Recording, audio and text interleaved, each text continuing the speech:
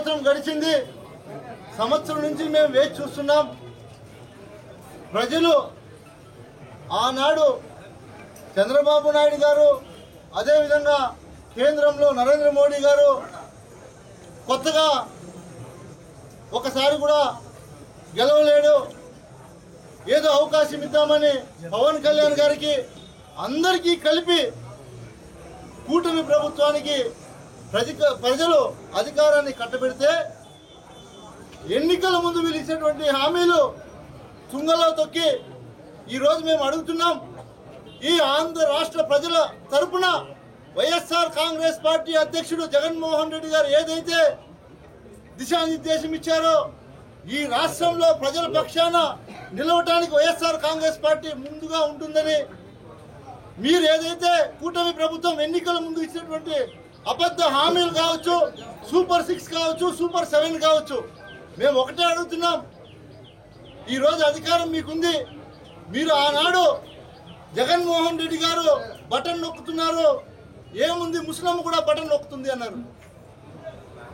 గౌరవనీయులు ముఖ్యమంత్రి గారు నారా చంద్రబాబు నాయుడు గారు నేను ఈరోజు కోరుతున్నా, మీరు ఆ రోజు చెప్పినటువంటి మాట గుర్తుందా మీకు? ముస్లాం కూడా బటన్ నొక్కుతుందన్నారు. అంటే ముస్లాం కన్నా హీన పరిస్థితిలో మీరు కూటమి ఉందా అని అడుగుతా ఉన్నా ఈరోజు మిమ్మల్ని. ముస్లాం కన్నా హీన పరిస్థితిలో మీ కూటమి ఉందా, మీరున్నారా అని అడుగుతున్నా. మా జెండా అజెండా అంతా కూడా ఒకటే. ఏదైతే ఎన్నికల్లో మీరు ఇచ్చినటువంటి హామీలను నెరవేర్చలేదో, నెరవేర్చేంత వరకు నిరంతరం ప్రజల తరపున మేము ఉండి పోరాడతాం. గుర్తుపెట్టుకొని నేను కూడా తెలియజేస్తా ఉన్నాం. ఈ రోజు మేము ఒకటి మిమ్మల్ని నిలదీస్తున్నాం. ఆనాడు మీ ఎమ్మెల్యే అభ్యర్థుల్ని గెలిపించారు ప్రజలు. ఈ రోజు ఎమ్మెల్యేల గ్రామాల్లో పోయి కష్టాలు పడుతున్నటువంటి ప్రజల సమస్యలు ఎవరైనా అడుగుతున్నారా?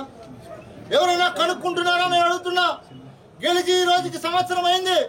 ఏ శాసనసభ్యుడైనా, ఏ పార్లమెంట్ సభ్యుడైనా ప్రజల్లోకి వెళ్ళి మేము అధికారంలోకి వచ్చి సంవత్సరం అయింది, మీకు అన్ని పథకాలు వస్తున్నాయా, ఏదన్నా ఇబ్బందులు తలెత్తుతున్నాయా, నేనున్నాను అని ఈ రాష్ట్రంలో ప్రభుత్వం తరపున ఎవరైనా వెళ్ళి ప్రజలను పలకరించే పాపాను ఉందా అని అడుగుతున్నా నేను. గుర్తుపెట్టుకోండి, మీరు ఆనాడు కేవలం ప్రజలకు చెప్పినటువంటి అబద్ధాలను నమ్మి ప్రజలు మోసపోయారు. మానవుడి నైజం ఏమి అంటే కొడతానంటే భయపడతాడు, పెడతానంటే సంతోషపడతాడు. ఎవరైనా సరే నేను నీకు ఫలానా చేస్తాను అంటే వాడు ఆశతో ఎదురు చూస్తూ ఉంటాడు. అలాంటి ప్రజలను మీరు వెన్నుపోటు పొడిచి సంవత్సరం అయిందని మేము ఈరోజు వెన్నుపోటు కార్యక్రమాన్ని ఏర్పాటు చేశాం. మంది మాట్లాడుతున్నారు బయట. ఎందుకు వెన్నుపోటు అంటే మీరు ప్రజలను వెన్నుపోటు పొడిచి కరెక్ట్గా ఈ రోజుకి సంవత్సరం అయింది, మీరు హామీలు ఒక్కటి కూడా నెరవేర్చలేదు. కాబట్టి ప్రజలు ఎవరైనా స్వచ్ఛందంగా బయటకు వచ్చి ప్రశ్నిస్తే పోలీసులను అడ్డు పెట్టుకొని కేసులు పెడతారా? మీరు ఎన్ని రోజులు ఆటలాడతారు ఇట్లా? ఎన్ని రోజులు సాగుతాయి మీ ఆటలు నేను అడుగుతా ఉన్నా. గుర్తుపెట్టుకోండి, కూటమి ప్రభుత్వానికి నేను హెచ్చరిస్తున్నా. అదేవిధంగా మీరు గమనించాల్సిన విషయాలు, ఇప్పటికి సంవత్సరం అయింది.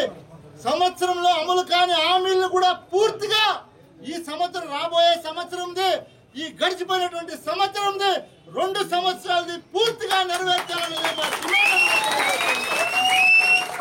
ఎందుకు ఈ మాట చెప్తున్నానంటే, అంటే ప్రతి ఒక్కడు ఎలక్షన్లో రావటం, ఎన్నికల టైంలో వాడి నోటికి వచ్చింది ఊదర కొట్టుకుంటూ పోవటం, ప్రజల్ని మోసం చేసి గెలిచి మళ్ళీ పోయి వాళ్ళ వ్యాపారాలు వాళ్ళు చేసుకోవటం తప్ప మీరు ప్రజల తరపున నిలబడి ప్రజలకు ఏం న్యాయం చేశారని అడుగుతున్నాం. ఈరోజు మేము ఒకటి కోరుతున్నాం.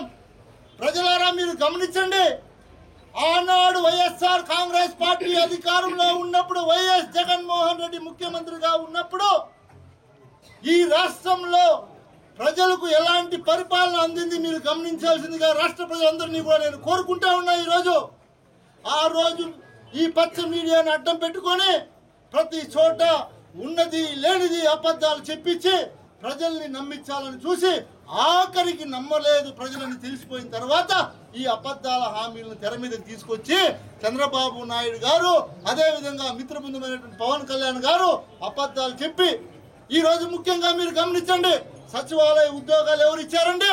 జగన్మోహన్ రెడ్డి గారు ఇచ్చారు. వాలంటీర్లు ఎవరు పెట్టారండి? జగన్మోహన్ రెడ్డి గారు పెట్టారు. ఇంటింటికి రేషన్ ఎవరు అందించారండి? జగన్మోహన్ రెడ్డి గారు.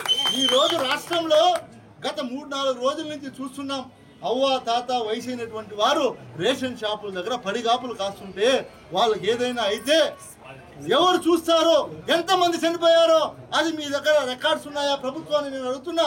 జగన్మోహన్ రెడ్డి గారు ఏదైతే హామీలు ఇచ్చారో అన్నీ చేసినా కేవలం మీ మాయ మాటలు నమ్మి ప్రజలు ఏదో ఉద్ధరిస్తారని మీకు అవకాశం ఇస్తే ఈరోజు ఈ రాష్ట్రాన్ని